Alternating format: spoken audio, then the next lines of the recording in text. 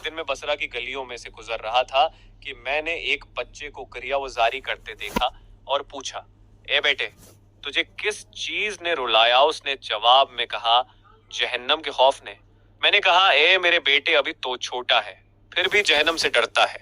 हजरत अब्दुल्ला बिन वासान रहमतुल्लाह अलैह फरमाते हैं, एक दिन मैं बसरा की गलियों में से गुजर रहा था कि मैंने एक बच्चे को क्रियावजारी करते देखा और पूछा, ए बेटे, तुझे किस चीज ने रुलाया? उसने जवाब में कहा, जहन्नम के खौफ ने। मैंने कहा, ए मेरे बेटे, अभी तो छोटा है, फिर भी जहन्नम से डरता है।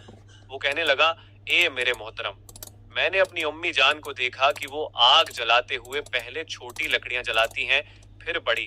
तो मैंने पूछा, ए अम्मी जान, आप पहले छोटी लकड़ियां क्यों जलाती हैं और बाद में बड़ी लकड़ियां क्यों? तो उन्होंने जवाब दिया, ए मेरे बच्चे, छोटी लकड़ियां ही बड़ी लकड़ियों को जलाती हैं। बस इसी बात ने मुझे रुला दिया। मैंने उस लड़के से कहा, ए बेटे, क्या तू मेरी सोबत अख्तियार करेगा ताकि तवायसा इल्म सीख जाए जो तुझे नफा दे?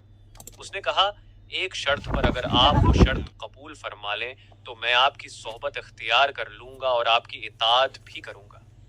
मैंने कहा, वो शर्त किया है? वो बोला, अगर मुझे भूख लगे तो आप मुझे खाना खिलाएंगे, और अगर मैं प्यासा हो जाऊं तो आप मुझे सिराब करेंगे, अगर मुझसे खुता हो जाए तो आप मुझे माफ फरमा देंगे, और अगर मैं मर जाऊं तो आप मुझे जिंदा करेंगे।